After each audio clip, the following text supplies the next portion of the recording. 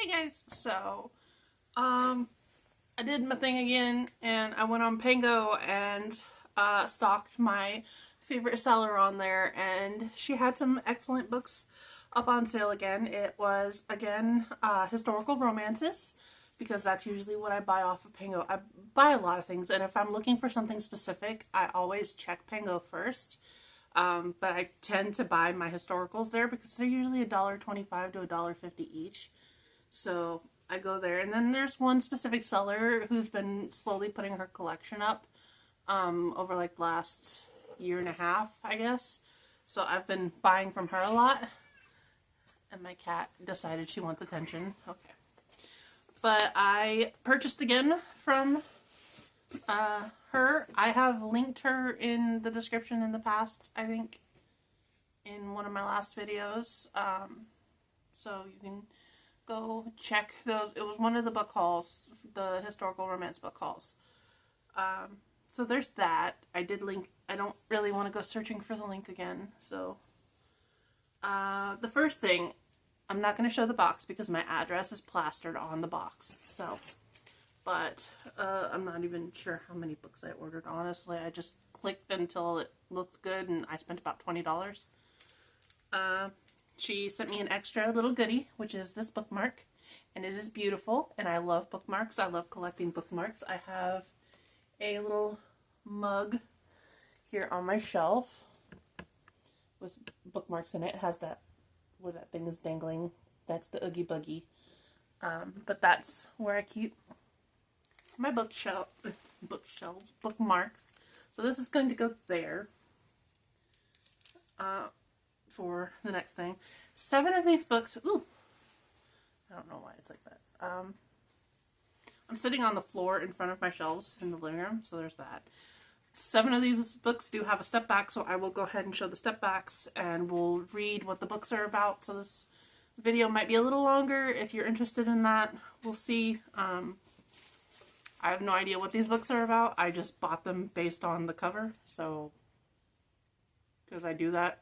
I do judge a book by its cover. It's a bad habit I have. Let's see. The first one here is The Bride's Necklace by Kat Martin. And it does have a step back. I like the lighting there. That's some nice lighting. They're definitely up to something because her dress is unbuttoned. I'm assuming it's a button or zip. I don't know. Something. It's unfastened. There. We'll go with unfastened. So this one is her heart pure enough to survive the necklace's curse? Ooh. Knowing that she alone can protect her sister from the Baron Harwood, their lecherous stepfather, Ooh, that's gross. Victoria Temple Whitting snatches the family's heirloom necklace, believed to hold the power to bring great happiness or terrible tragedy, to pay for their escape to London. Terrified that the Baron will find them, Victoria poses as Tori Temple and finds employment as a servant in the household of handsome Cordell Easton, the scandalous Earl of Brant. The sisters' arrival couldn't have been more welcome.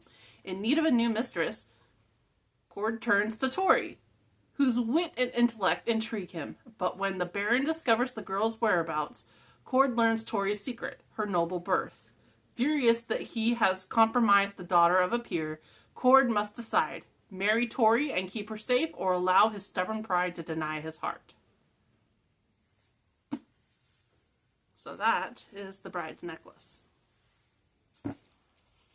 We have another one. I'm assuming this is a series. This is, again, by Kat Martin. The Devil's Necklace. The back says, the necklace promised great happiness or great tragedy, and nobody could elude its power. To British privateer Ethan Sharp, Grace Chastain is nothing but a pawn for vengeance against Harmon Jeffries, the traitor responsible for his brutal years in prison. Believing Grace to be Jeffries' mistress, he plans to humiliate his enemy by seducing her.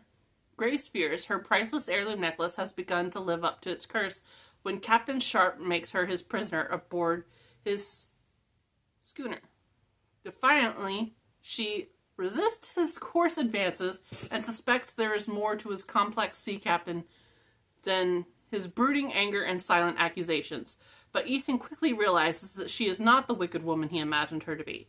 Grace is as headstrong as she is lovely, and the battle of wills that ensues weakens his resolve.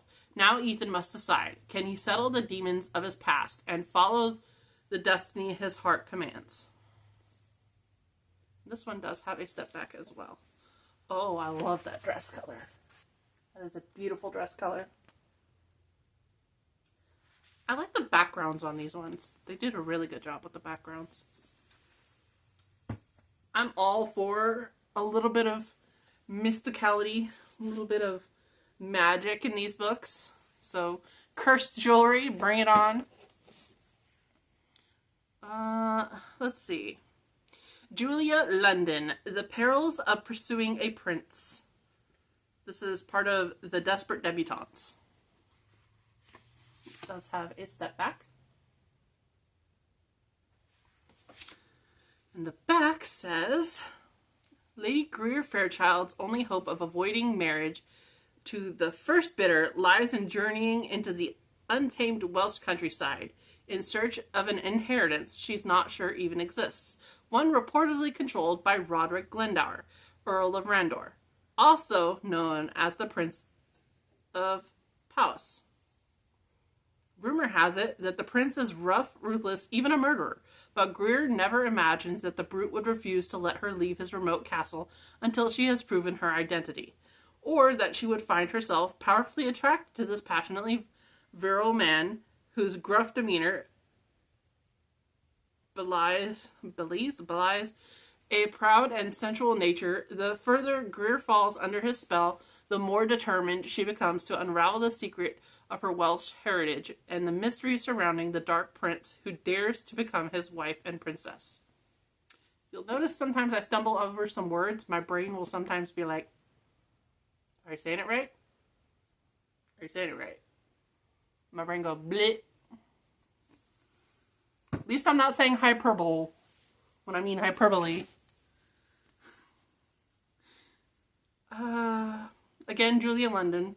The Hazards of Hunting a Duke. This is, again, part of the Desperate Debutantes.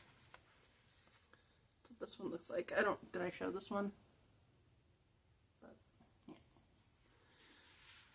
And again, okay. And then this one is, when the young ladies of the Fairchild family learn their stepfather has absconded with their late mother's fortune, Ava, the eldest, hunts down her notoriously wealthy Rakel Jared Broderick, the Marquis of Middleton, and heir to the dukedom. Much to her shock and delight, the Marquis sweeps her into a whirlwind romance and proposes marriage. But after their passionate wedding night, Ava discovers Jared has ulterior motives of his own. Not only does he expect her to deliver an heir while he continues to enjoy a rogue's life, but Ava also suspects she is a pawn in her husband's quest for revenge. Marriages of convenience work for some, but for Ava, a loveless bond won't do. So she devises a bold plan to confront her husband's demons so that he might be free to choose to give her his heart for the right reason, because she is the only woman he will ever truly desire.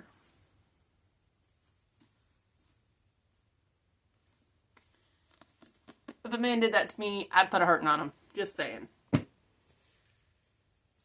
It's not okay to use people. It's not. Unless you're into that and it's previously agreed upon.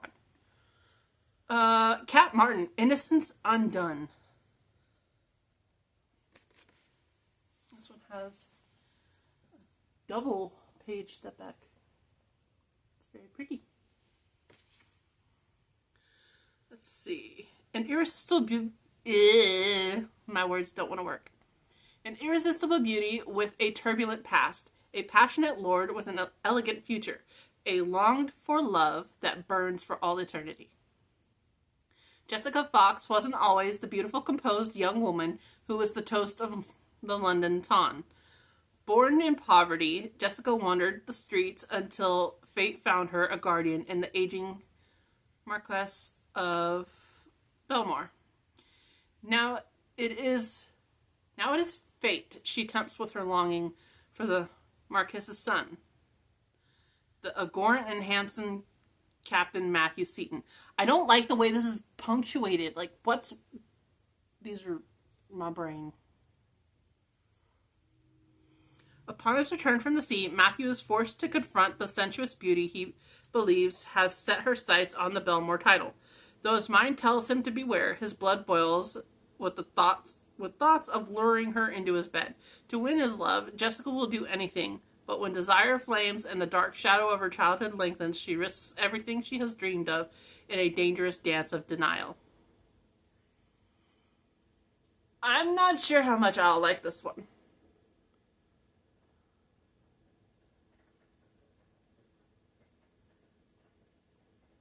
Maybe. We'll see. We'll see.